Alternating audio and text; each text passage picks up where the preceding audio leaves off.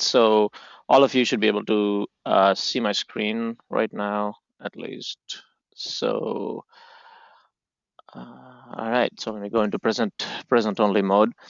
Thank you, everybody. Thank you, everybody, for joining us today. So we're going to go through about 45 minutes and talk about employee engagement. I'm very excited to do this webinar with two of my esteemed colleagues over here. Quick background on myself. I'm one of the founders here at Survey Analytics. Survey Analytics, we are a platform provider, a software company essentially. We do the whole gambit in terms of online research and primarily to the context of surveys and listening, really. So and so in terms of the tools that we developed, primarily we are focused in on market research and through the context of surveys through the context of communities, panels, and now we've branched out into mobile and other things. I'm definitely very excited because we've kind of come up with a couple of new tools around employee listening and employee measurement, employee engagement and measurement. I also have with me, Dr. Sal Falletta. He's the EVP and the Managing Director of the Organization Intelligence Institute. They specialize in employee engagement surveys, workforce assessments, and human capital research, really. And he's also in the faculty for the Human Resource Development for Drexel University. I've gotten to know him over the last, 3 to 4 months, and he and I and his company and I we have worked very closely together. We're starting to work very closely together in developing a lot of solutions. He's had an illustrious career also, and he's been the chief HR officer for a Fortune 100 company, and also has held senior positions at Nortel here in the Valley, here in the Silicon Valley, in Nortel Networks, Altel, Intel, and SAP. And last but not the least, Sal is also writing a book on the topic of workforce surveys and analytics. So I'm really, really excited to have him here so he can give us his insights. He's been a practitioner and he's been in this business for almost 20 years, and so I definitely wanted wanted to get him on this presentation. I also have with me Neil Bondi. He's the president of Optima Training and Consulting, and he's the former chair of SHRM. For those of you guys who don't know what SHRM is, if you're in the HR business, you definitely know what SHRM is. They're the largest HR organization in association, if you will, in the United States at least, and I think they're going globally also. And he has worked extensively over the last 15 or 20 years, and including working with a number of J&J operating companies and their leadership team in terms of helping them develop different leadership programs. So the way we are going to structure this is really around, I would like to initially bring in Neil and his extensive experience with employee engagement and surveys and how they've changed over time. And then we'll switch to Sal, who has a very interesting, very provocative and interesting kind of presentation around survey myths and madnesses. And after that, we'll talk a little bit about Flashlet and what we are doing with pulse polling, and then we'll go into a Q&A session. So I want this to be fairly interactive so we can do some Q&A. So, some really quick housekeeping. Using the GoToWebinar, you can always ask questions. I'm monitoring the questions over here, so you can just click on it. There should be in the GoToWebinar panel on the right-hand side, you can just type in a question and ask away, and we'll try to intersperse the questions as we are going through the presentation. So with that, I'm going to hand it over to Neil. So I'm going to make Neil the presenter. Neil, you have the mic and you are the presenter. Go for it. All right. Well, hello everyone. I'm really happy to be with you today. I think this is an exciting topic. There's an awful lot of interesting things to talk about. I just have a couple of slides I'd like to share with you, give you a little bit about my background. I worked for 25 years in the oil business and then ran an internal consulting company at Johnson & Johnson, and we served some 285 operating companies globally for J&J as an internal consultant to their executive teams. And my current business, Optima Training Consulting, focuses on that whole arena of executives, executive coaching, executive teams, and executive team development. We're really trying to help executive teams understand the power of aligned and engaged human capital, because oftentimes, as I'm sure many of you have encountered, brilliant executive teams may not have all the answers to how to get the very most out of the human capital that they have, and there's a huge difference in the kind of bottom line you can achieve with the right kind of culture and climate. And that's where the surveys that we do to find out kind of where people are and what they need and what's going to help them is such an important aspect of this whole area of the business case for employee engagement. I mean, you can see some of the bullets there. It's clearly an effort in increasing job satisfaction. We can prove that we've reduced turnover. We're certainly using talent better through succession planning and development planning for individuals. We're helping people achieve their full capacity, and in many ways growing the capabilities of the organization and organizational capacity because of the way that we're developing people through this process. Certainly the leadership pipeline is better, and as I said, the organization capabilities grow immensely if you use some of these processes with the executive team. I want to focus this slide basically on the three bullets that are management team, management systems, and organization climate.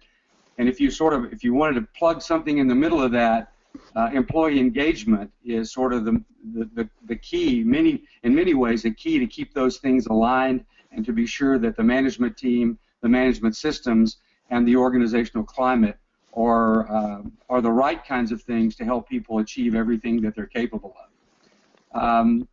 Let's talk about climate a minute. I want to show you basically some information from the work that's been done by the Hay McBurr organization in Boston in conjunction with Harvard University in terms of looking at climate and looking at the key elements of climate and trying to understand how climate impacts organization capabilities and why it's important. I'll point out to you on the slide that climate can account for 10 to 25% of variance in performance.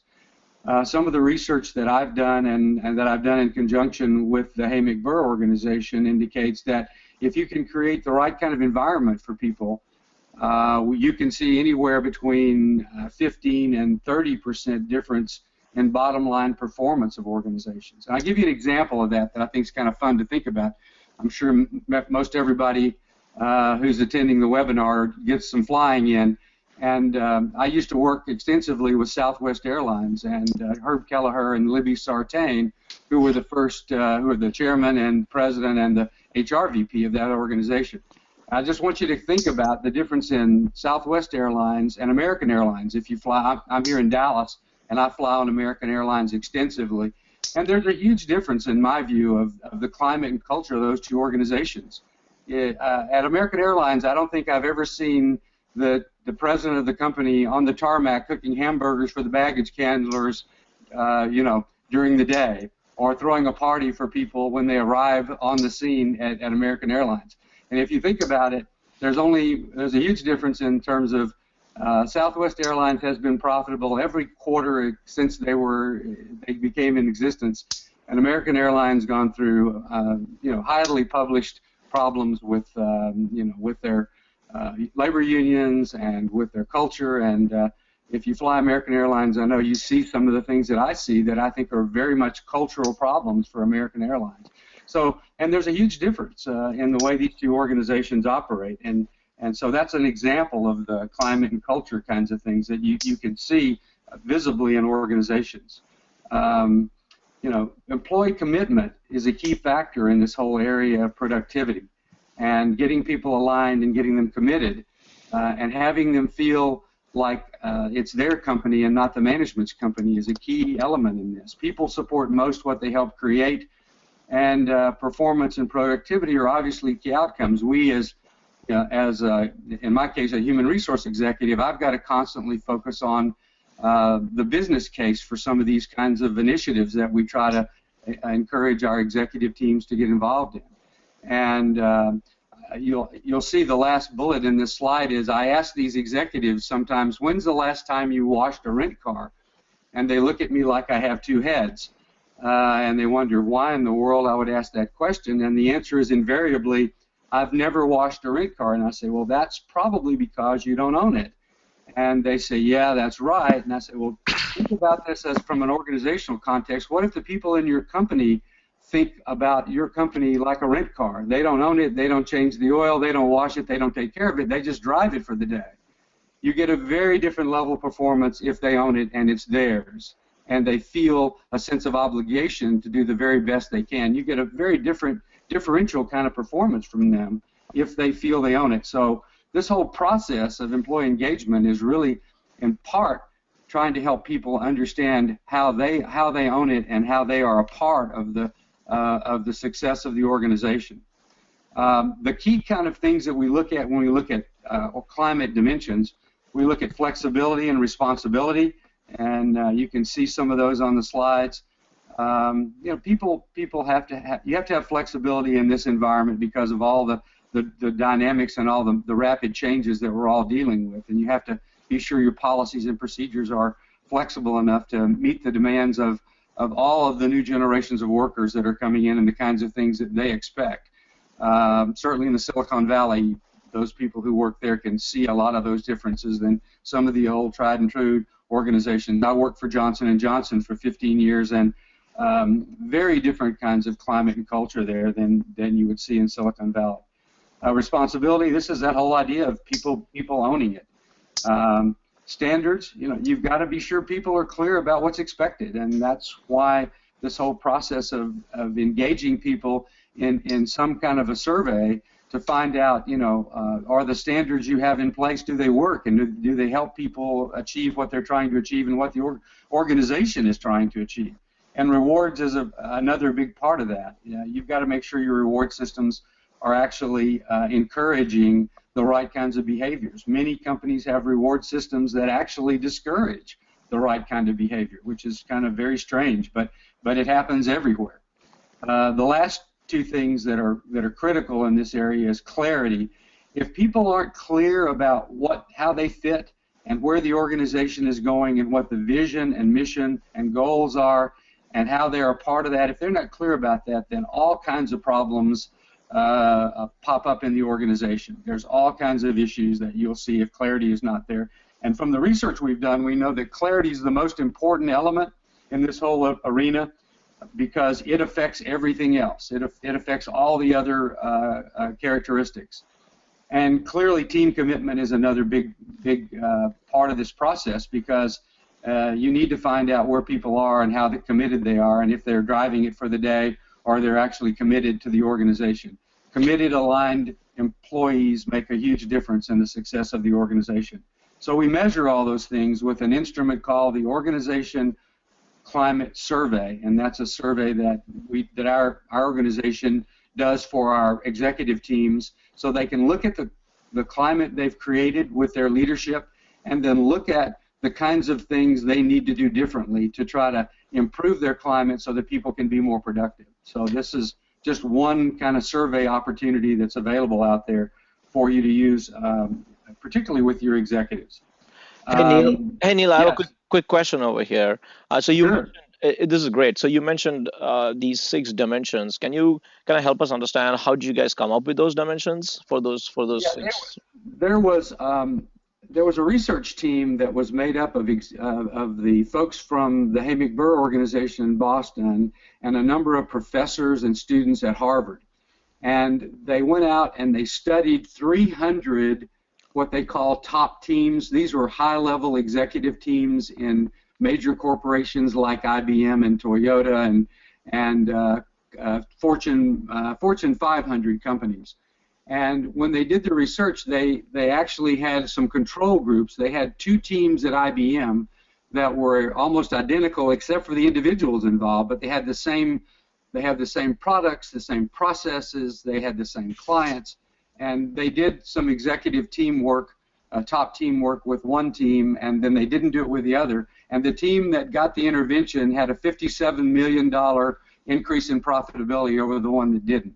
So that's during that process they went back and said what caused these differences, and those 6 key things were the areas where they found huge differences in one organization over the other. Clarity was by far the biggest change, and the executives in the team that had the big success were really clear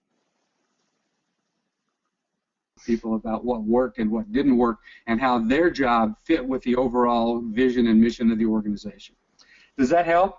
Yep, that makes sense. So it's grounded on research and grounded on science. So it's not opinion. Yeah, lots of research at Harvard, and that work continues. By the way, they're adding to they have a database with, the last I saw it, there was almost 500 executive teams in their research, and they constantly go in and look at norms and look at the kinds of things that these teams are doing and how the teams are shifting as they move forward, and new teams are brought in. So there's a normative database where you can see how your team compares to the best in class across the companies in the U.S. Got it. That's great. Thank you. So the last slide I want to talk about is kind of what, if you're trying to get involved in this whole idea of employee engagement, and it's very powerful, what do you need to do? And so this is sort of a simplistic way to look at the processes that we think about when we talk to our executive teams, and that is, first you got to create a strategy. You have to understand what you're trying to accomplish and how you might achieve that. And the next thing, which is often very enlightening to executive teams, is defining their key stakeholders. A lot of times they forget the people on the shop floor and you know, their key suppliers and their key. They don't forget their customers, but they forget key suppliers and other kind of key stakeholders that they need to think about as they think about this engagement strategy. And then defining key outcomes and the desired outcomes from the process, so it's clear to everybody what you're trying to get if you want to go out and do these surveys and find out what level of engagement you have. Surveying the employees is the next most critical step in designing that survey, and getting professional help to be sure that you've got the right kind of processes and the right kind of questions is really critical. The typical HR organization just can't go out and do this. You need some professionals to really help you make this work and make it work right. Plus, the analysis of the data is a critical element, which the people that you can get to work with you on this as partners can help you with dramatically cutting down the time it takes to analyze the data and get good outcomes that are understandable and actionable. Then, of course, creating an action plan to improve employee engagement and figuring out exactly what you need to do differently. And that really starts with the executive team. They've got to be on board, and they've got to understand it, and they've got to model it in their behavior. Then you execute the plan, and obviously you got to measure what's changing. So you go back and do some of the same surveying later to figure out if what you did actually impacted the employee engagement levels in the organization, and you refine your approach and go at it again. So this is sort of a process that doesn't end. It keeps going. Everybody seems to have something like an annual survey, but there's a lot of other processes that Vivek and Sal will talk about relative to other ways to keep in touch with what's going on as we're in these dynamic times where things are changing dramatically and people's values are changing dramatically. So that's sort of the end of what I wanted to talk about. I hope that's useful to the folks on the webinar.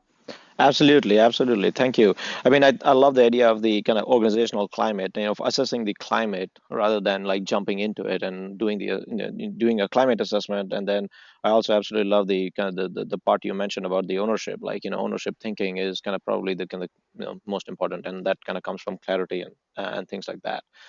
Thanks a lot. So I'm going to switch now to I'm going to switch to Sal right now, and give me 1 second. Let me find Sal. Give me a second. There we go. I found you. All right, Sal, you're the presenter, and Okay. take it away. Thank you. Sounds great. Thank you, Vivek, and thank you, Neil, for that wonderful introduction on engagement and the business case for it, and on organizational climate as an important factor that I've been studying for a number of years as well. So today, on my part, I'd like to I'll just give you a quick overview, and I'm going to need to move this here and pull up my slides. There we go. Okay.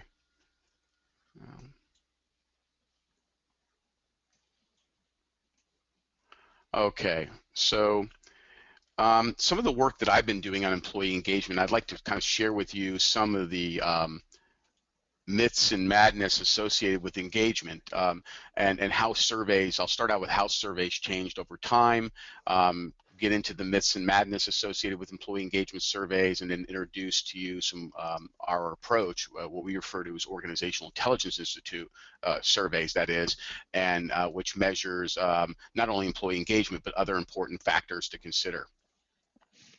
So surveys have been around for a number of years. You know, for decades we've been doing traditional employee satisfaction surveys. These were the very large surveys, anywhere from 80 to 100, in some cases 150 items, that measured everything you can imagine in terms of job satisfaction, relationships at work, you know, whether they wanted free coffee. I mean, you name it. These were like kitchen sink surveys, and they were very long, very cumbersome. This is paper-based back years ago, and you know, that's changed. In the early 90s, we saw the emergence of these targeted, more frequently pulse surveys, you know, typically quarterly surveys that were conducted to manage change management initiatives or to pulse the workforce on hot topics. So what you saw was kind of a shift, and then the web came into play, technology-enabled type of surveys. Around the .com era, coupled with the war for talent, ushered in this notion of employee engagement, and for those of you that know, you know, Gallup and other organizations played a big role in that, but the term engagement was actually coined by a gentleman named Kahn back in 1990. And then Gallup kind of popularized it, and with their Q12 and other instruments. So you started seeing these employee engagement surveys emerging around the hot market, during the time of the hot market.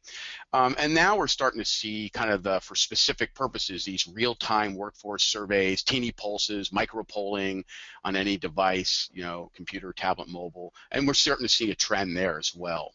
And Vivek will talk about that after I'm finished here.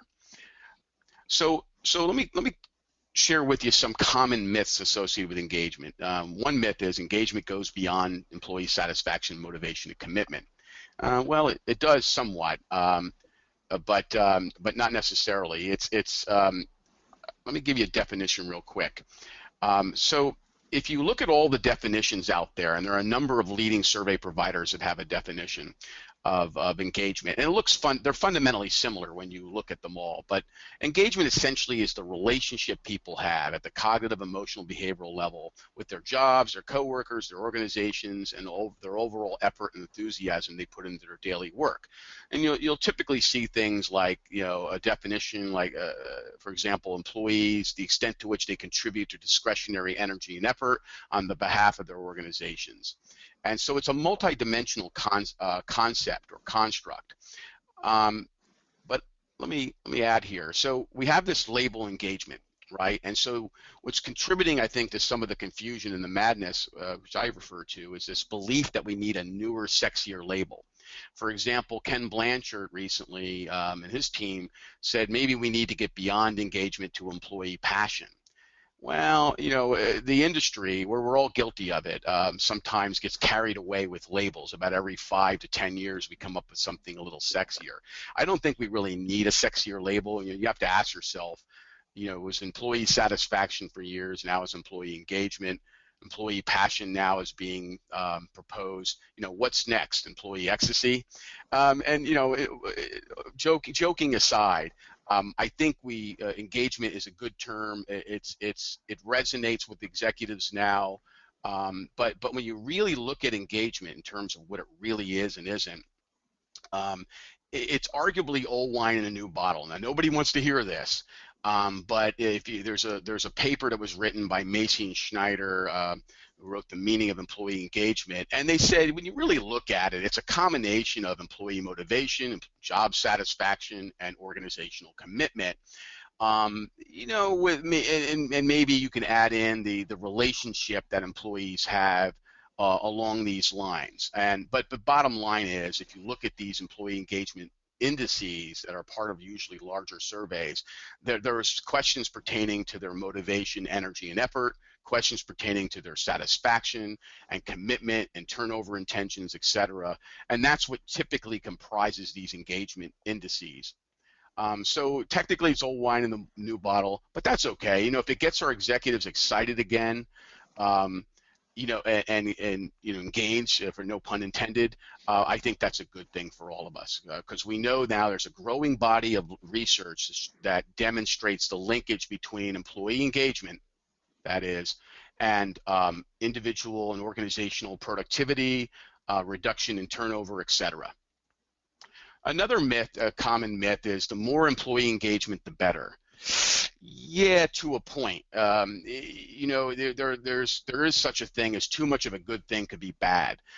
So for one, we know there's a reciprocal relationship between employee engagement and organizational performance.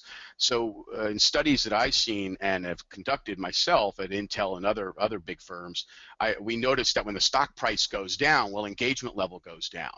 So, but usually engagement is supposed to predict productivity and performance, and therefore more, you know, more company, you know, corporate revenue and profitability, and then the stock price should go up, right? But we also see the reciprocal relationship when the stock goes down. So we're not sure, you know, which one predicts, but overall, as a whole, engagement does drive productivity and performance and company performance as well. So there is such a thing as being too engaged. So for example, if employees are so engaged, they may not experience any kind of healthy level of stress associated that you would expect on the job, a sense of urgency or drive at work. And I've also seen in my experience, you know, employees that are highly engaged but not aligned to the business strategy. So there's a lot of wasted effort and energy associated with this. So that's something to kind of keep in mind, that raising engagement levels alone is not enough, that alignment matters as well. Another common myth is measuring and focusing on engagement alone is the end goal. And this is a big common misconception. In reality, you know, there's a lot of hype about employee engagement, and it is important, don't get me wrong, but organizations are the business case for it is that it drives productivity, and hopefully it's going to lead to more money and profitability. I mean, that's the bottom line. And there was a recent Forbes article that came out that talked about the hype of engagement, and that it's really a means to an end, and we need to kind of keep that in mind. So, hey, Sal, can I ask you a question? What you're saying over here is going slightly against the grain over here. Like, you know, I think at least in the recent, you know, last year or two, employee engagement has been the kind of like the one number you want to measure, or Sure. the key metric, or in fact the metric you want to measure. A lot of hype has been around that. What do you say to the, you know, what are your thoughts? You're just saying that, well, it's not about the only thing you need to measure. Yeah, and that's a great question, Vivek. Engagement is a very important metric to measure. It absolutely is. It serves as a proxy in many cases, or as a whole, for individual and organizational productivity and other business outcomes. But it's also critically important to measure the drivers, which I'm going to cover in just a couple minutes. So you asked a great question. It's going to be a great segue. That it's important to understand what are the reasons or drivers of employee engagement, because you can measure engagement levels. All right, you got a disengaged workforce. And then you have to ask yourself, well, why are they disengaged? so engagement in and of itself is a means to an end, but it's also, that's not the only thing you want to focus on. We need to take a broader view. So it's an excellent question. All right. So that leads me to myth number 4, as to Vivek's question. The usual suspects drive employee engagement. So what are the usual suspects? There's been a tremendous amount of research done by not only our Organizational Intelligence Institute, but other competing firms. Connexa's done some great research, Hay Group, Volterra, just a lot of leading firms that have been studying this for years. But the Conference Board is a not-for-profit research think tank, kind of looked at all of our research together, and they came up with these 11 drivers. So these are the 11, what I would call the usual suspects that do matter in terms of predicting engagement. But what I would argue that we need to go one step beyond this. So in other words, you want to measure the not only engagement, but the driver's engagement. And these drivers are a good starting point. But you got to remember that this is essentially pandering to the average Joe or Jane. As a whole, these drivers, I think, make sense. It's consistent with our research as well. But it's vitally important to segment your workforce and know what are the specific drivers for your A players, your B players, your C players. And that in terms of A players, that would include your high performers and high potential leaders and other various segments. Because if you don't do that, you're likely to miss the mark, particularly for your high potentials and A players. So while these drivers do matter as a whole, they don't necessarily push, move the needle on engagement for other segments in your workforce. So that being said, we recently did some research and found, for example, that high potential leaders are driven by a different set of value propositions, and they're not popular. Things like organizational leadership opportunities, advancement, promotion, compensation. Those are tough things. We can't, obviously organizations can't afford to give everybody a pay raise and a leadership opportunity. And I'm not suggesting that you do, but if these are indeed your high potential leaders, and you believe in the mantra that 20% of your workforce drives 80% of the company results, that you try a one-size-fits-all with this group, you're likely to lose them. And so I'm not suggesting when people say, well, we can't give pay raises to everybody and we can't give leadership, promote everybody, and I'm not suggesting that you do, but if you look at your top 20% and you figure among that top 20%, who are your high potentials and critical and scarce resources, you identify that group, which might be 5%, and so it's 10% of your workforce that you need to kind of cater to their specific needs. And the usual suspects tend to be more secondary drivers for this group. So it's important to segment your workforce. That's the call to action. Measure workforce engagement on a regular cadence, identify the drivers, and try to avoid a one-size-fits-all approach. Companies tend to do this, and I'm guilty myself. As a head of HR, I did the same thing, and it was a mistake because what I did is I pandered to the B players. C players had no incentive to change, and the A players were alienated and frustrated because they weren't getting their specific needs met. So there's some recent literature now out and I wrote a recent article on this, on rethinking, retooling workforce surveys. And so there's a greater focus now on identifying the drivers of engagement by segments, as I mentioned, ensuring that employees are not only engaged, but also aligned, because that's important, and then focus on organizational capabilities in order to execute on your strategy. So again, engagement still matters, but you got to know what the upfront drivers are, and you got to link it back to specific business outcomes. So where do we go from here? What we need is a more comprehensive approach to measuring engagement. So you're not just measuring engagement levels alone, but more focused than the traditional employee satisfaction survey. At the OI Institute, we have a model-driven survey, and that's based on this model here. And these models are admittedly if you look at all the models across all in the survey industry, they're relatively similar. I think ours is a little more comprehensive than most. But it shows you the strategic drivers such as leadership, strategy, and culture would include climate as well, and then the key indices of engagement, such as the org structure and decision rights, communication and technology, the relationship employees have with their direct manager, whether you have the right measures and reward systems in place, and growth and development opportunities. And those are the primary drivers of employee engagement, which leads to various business outcomes, which we characterize as performance outputs. But this is just a useful framework that we use, and we have an instrument that goes with this. It's about 50 items in length, totally customizable. And it's a good starting point. Of course, you want to do a survey that meets your needs. My advice is use a model that makes sense to you. The model that Neil shared today was an excellent model, great framework to do a survey. Something like this would work. Or you could just decide to come up with your own categories and then use a survey expert to help you design customized items for each category. So we use it as a great starting point with our clients, and it's a great way to tell a story when you get the data by having it depicted in a model form. So as I mentioned, serves as a useful framework along these categories. And when you design your survey, after you design your survey and you administer it, it could be via the web, paper-based, etc. Web is the way to go.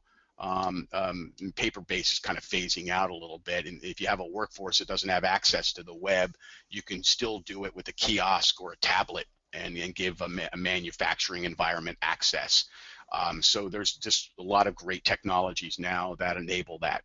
But typical analysis that you would do with surveys include item analysis, frequency, mean, standard deviations, etc. Conceptual, that's categorical analysis. Content analysis is your written comments, doing thematic analysis of the written or open comments. And then comparative analysis would include benchmarks, either year-over-year comparisons or benchmarks to external norms. So I'm on my last slide here. It's the most important thing with a survey is really taking action on it, right? So you want to identify the most important issues, not just the low-hanging fruit. My recommendation would be to do maybe 2 or 3, 4 things at the most, maybe 1 or 2 low-hanging fruit type of items, but you got to focus on strategic stuff as well, because your employees will sniff that out in a nanosecond if you're just focusing on the low-hanging fruit. You want to generate ideas and solutions to address each issue. You have to determine, this is an important one, determining who and at what level are responsible and accountable to drive actions and decisions, and then select the interventions for change, decide the best approach in terms of implementation, and make it happen, and then check your results. I want to end with this very common misconception in the engagement space, that it's all about the relationship with the direct manager. Indeed, it plays a vital role. If you were to look at the research, it's anywhere from 30 to 50% of actual turnover and disengagement could be attributed to a direct manager. But that means the other 50% is all the other factors and drivers that I mentioned earlier. And so it's important to know there are organizational factors that drive engagement, and there's a relationship, leadership, and managerial behavior that drives engagement as well. And when it comes to action planning and change, you can't hold the direct manager accountable for moving the needle on all of the survey items.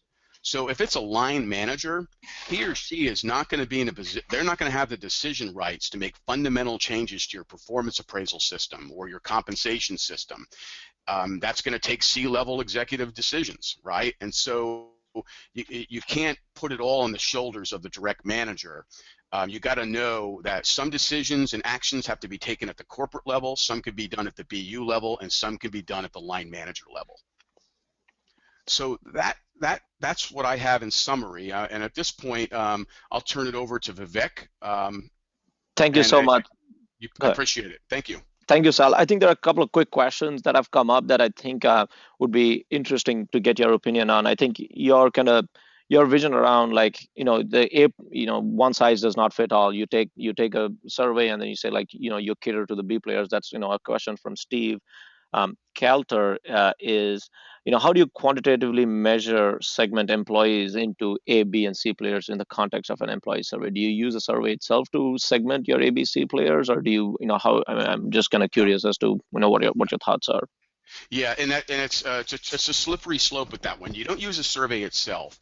Typically what companies do, it's a common practice now, but you have to do it in an ethically responsible way. It's called precoding. So that means you get the email addresses before you, and in the back-end database within your data collection tool, whatever platform you're using, you precode as an organizational variable that employee is a high potential, or they're a high performer. Now, a high performer could be someone that has gotten 2 back-to-back outstanding ratings. A high potential is is someone that has the ability, the desire, and the skills to assume perhaps a leadership role. And so however you define it in your company, you pre-code those variables inside ahead of time. And again, there's some ethics with that. What you don't want to do is don't pre-code variables that are sensitive, like gender, ethnicity, um, sexual orientation. If you were to ask that type of a question, those are sensitive variables that you should put on the survey on the back, and that should be voluntary. Mm-hmm. But pre-coding is innocuous things like what business unit are they in, or if they're a high potential or not. And then you segment it, and then you run the analysis on the back end by filtering the data in your tool. Got it. Makes sense. Makes sense. So, Yeah. so it's based on the metadata. So that's an interesting way. You kind of manually pick up the metadata either through prior research or prior surveys or just prior behavior patterns in terms of users. Like this guy's got 3 promotions, so obviously he's a player. By definition, by behavioral definition, really. Yeah, or at least a high performer. A high potential might be a little different, or it could be someone that's director ready in the next year, and you could do that. And Google does this, and among other top firms, a lot of pre-coding. Just my only advice is make sure you do it in an ethical way, and if you're going to be doing anything that's any kind of maybe a variable or a metadata that's maybe a little controversial, you should disclose that to your workforce. Informed consent. And there's a lot of debates on the ethics of pre-coding. I think it's totally ethical in many cases, but you could push the boundaries. Some organizations do, and I would just say be careful how you do it. Got it. So there are a couple other questions. So we'll get to those questions. I want to quickly go over some of the tool sets that we've developed here at Survey Analytics, and then we'll get back to a couple of we'll have a Q&A session. So this is going to be really fast. The one thing that we are obviously a technology company. What we wanted to get into the kind of the employee engagement feedback kind of space, really, and we want to kind of rethink that to some extent. And what we really wanted to do was put the employee at the center, the survey experience at the center of our problem set, if you will. So the survey experience itself, we did some kind of research internally as well as with some partners, and the reticence for the employee survey from employees itself was very high, and we wanted to come up with a model that could probably at least attempt to solve that problem, really. The second reticence was around the second data point that we wanted to get to was actionable outcomes. So what will we do that the outcomes should be relatively actionable? And of course, we are in a changing environment where businesses run up and fail within a matter of years. Really, you can build a billion-dollar company within 3 years, and 40% of the Fortune 1000 companies are not going to be business in the next 10 years. So there's the speed at which companies come in and out are also ridiculously fast, which means we want to do something that has high frequency and low latency. What I mean by low latency, what I mean is, hey, you can't take a 30-minute survey every month. That latency on that is 30 minutes. That's way too much time that the employee spends in just giving feedback and taking a survey. And the fourth item that we really wanted to address was distributed teams. So we wanted to see if what can we do for a lot of companies are using work from home cultures, as well as teams that are distributed not only within the country and frankly across the globe. Right now the world is indeed flat. So along those lines, we wanted to come up with at least a tool that we think can help solve those specific problems, really. So we came up with Flashlet, really, which is at its core, it's a weekly email that goes out with a single question. Really, it's just one question and only one question, really, and it's highly optimized for collecting data via mobile. we know that at least a large part of the information workforce is smartphone enabled and mobile only, quite frankly.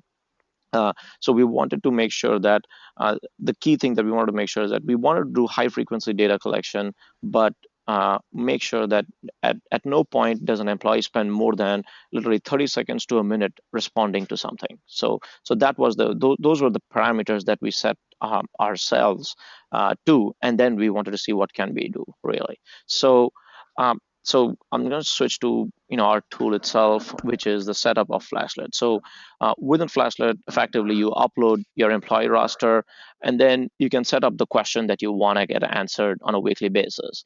And here, you can custom define the questions that you want, as well as we've also kind of provided you with a set of standardized questions that can be rotated into the system.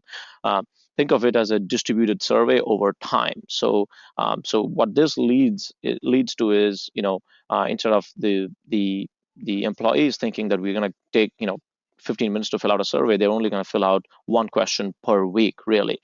So obviously there's a big movement around pulse surveying, and then just keeping connected and getting feedback on a literally on a weekly basis. So we can also do this on a, I guess our system is designed to do this on a monthly, weekly, or a daily basis. And I think our recommendation at this point is to go with a weekly option. Monthly is a little bit too long, and the daily obviously is massively high frequency, and that's probably not going to work really.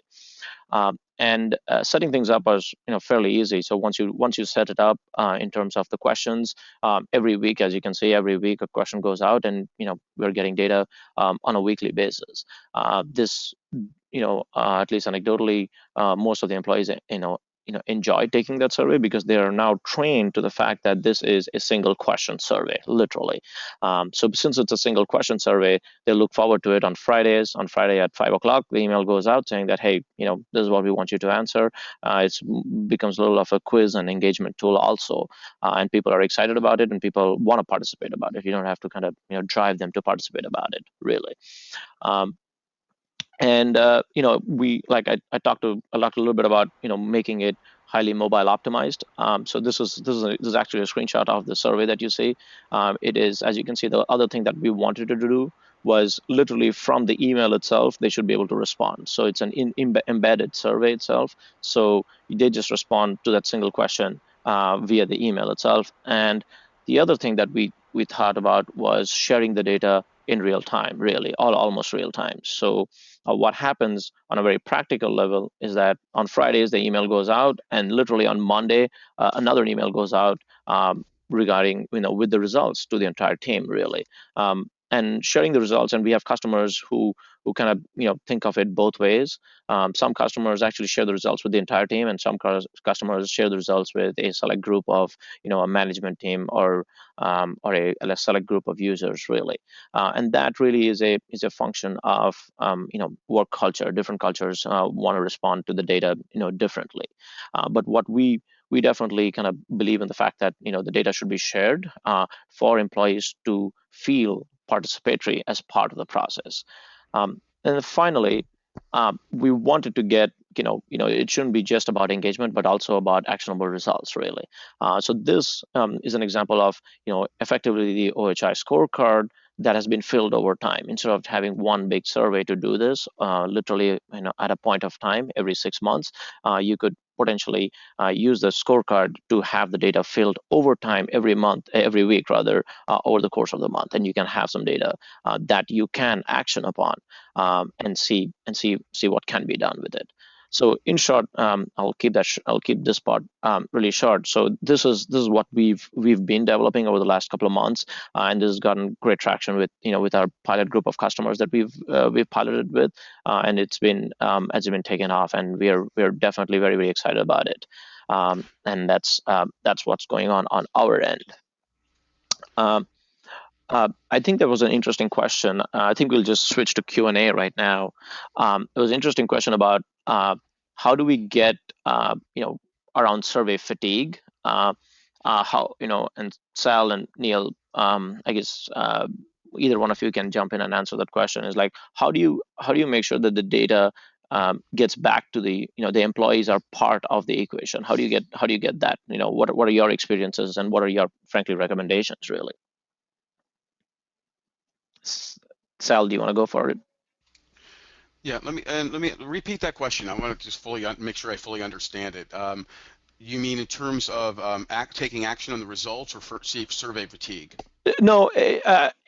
So the common misconception here is that when the employee looks at it, is like, my opinions don't matter. That's the general kind of feeling, if you will, really. Yeah. What are some what are some ideas that to obviously solve that misconception, or maybe it actually is might actually be true in many cases. But what are your recommendations, and what have you seen to solve that problem? Yeah, many of our clients that I worked with, what they need to do is really establish a feedback culture where culture that is conducive to pulsing their workforce on a regular basis, but more importantly, you have to demonstrate that the willingness to take action on these results. And typically in highly political cultures, what happens is they'll do like an annual survey, and then they go behind closed doors and in a smoke-filled room, mining through and sifting through the data. Weeks, sometimes months goes by before anything is even communicated to the employees, and then we wonder why our employees become disillusioned and disenfranchised with the survey effort. So it's about taking meaningful action, getting employees involved from the start, promoting your survey effort up front, and then taking action on the results, even if it's just small steps. But you have to take action, and we constantly hear things like, I want real-time data collection and real-time insights, but rarely is decisions ever made in real time. That's an interesting point. So you want real-time results, but decisions are going to be in mailing time, I guess. So, exactly. and Neil, can you speak to kind of to the point about how do you communicate taking action from data that has been collected through an organizational climate survey or even an employee engagement survey? Like, what are your recommendations to so that what I recommend to my executive teams that I'm working with on this area is that the first thing I tell them is, if you're not going to do anything, don't ask the question, because all you're doing is heightening people's anxiety about all this. So if you're not committed to make something happen when you find out that there's something you need to do, then don't ask. Now, most of them say, oh, no, we're going to do that. So the next thing that I think is critical is that before you get into this very far, you get a very clear sense from the president and his or her team that they are committed to doing something with the data when they get it back, and they're committed to doing something that's fairly transparent and fairly timely. Because without those things, as Sal said, people go into a dark room and spend months looking at stuff and arguing about what to do. That typically doesn't work, and then what happens is people say, don't send me another survey, nothing happens when I get it anyway, and you don't really want to know what I think, and that kind of stuff. So to me, it's this whole idea of being very clear about your objectives and very, very clear about the commitment of the executive team to take action on the survey results. And without that, the process is extraordinarily difficult to implement. Got it. So don't open the Pandora's box unless you're ready to do something about it, really. Yeah, that's for sure. Yeah. The only caveat I would add to that, Vivek and Neil, would be, that's a general rule. Don't ask the question if you don't intend on taking action on it. However, if you're the head of HR and you're trying to drive strategic change and you need to be that change agent, or I like to refer to change insurgent, sometimes you have to take the risk and ask the tough questions, even if it means, getting some of your C-level colleagues upset with you, and so it depends. I think by and large you go with that. It's true. Don't ask the question if you don't want to change it. But if you're the head of HR and you're the champion to make change happen, you got to ask the tough political questions. But you got to do that strategically, and you got to know when to do it. Got it. Yeah, I agree with that. I think there are places where, unfortunately, the HR executive has to lead the executive team, and there's certainly a place for that. But as you said, you got to be careful and you got to pick your spot. Right. Another question that is coming up is, Sal, you've been in the business and both Neil and Sal, you've been in the business for a long time. Do you see these kind of pulse surveys replacing annual surveys? Where do you see things fitting in as from your vantage point? This is Sal. I don't see. I think in the future you're going to increasingly see surveys become more, more micro polling technologies are going to be increasingly much more social. Those are the future trends. The writing's on the wall. But I think at least for the next 5 to 10 years. I mean, I don't necessarily think it'll replace the annual survey that tends to serve as a primary data feed for human capital strategy and planning. But I think they're a wonderful complementary approach to pulse your workforce on hot topics or important issues, or perhaps to help navigate a change initiative that's underway. Great complementary approach, not necessarily an alternative to the annual survey. It could be, maybe I think, in the future, but I don't think a weekly question will replace the big annual one. I think they go hand in hand, though. You do your annual survey for your strategic data, and then you do these pulse surveys just to kind of keep tabs on your workforce and where they're at, or to come up to pulse them on hot topics, as I mentioned earlier. Yeah, I agree with that. I saw an example of that recently in a company I'm working with. They had their annual employee satisfaction survey, but we had a problem in the Northeast with lots of ice and snow, and they wanted to know something about their inclement weather policy and if that was actually working. And for many people, it wasn't. People had already left their homes by the time there was some decision to close the office. So the pulsing survey really made a difference for them in terms of being able to ask a very relevant question for people in a time when there was a specific topic they needed to get some feedback on.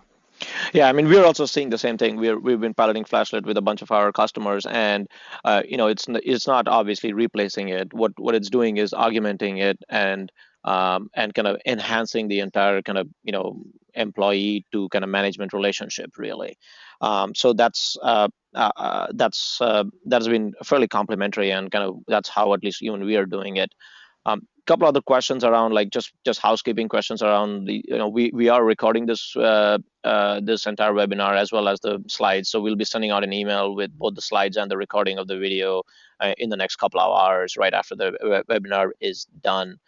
And there was another question around Flashlet in terms of usage of the Flashlet. We are looking for pilot customers, so we've not actually are not officially selling this. What we are trying to do is to kind of pilot it with as many customers as possible, and we've reached out to our own customers, obviously within Survey Analytics, and they've been piloting it for the last couple of months, just to kind of make it more dot the i's and cross the t's. So if you're interested in piloting Flashlet, feel free to reach out to us.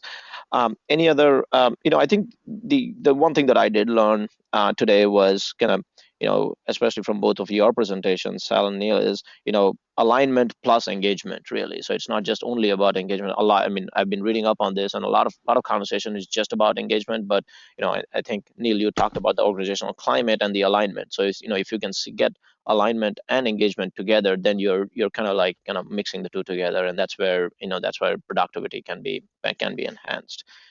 Absolutely. This is Sal. Yeah, the only thing I would add to that: alignment, engagement, but also the workforce segment and drivers by workforce segment. If you do all three of those, I think you're going to hit the mark.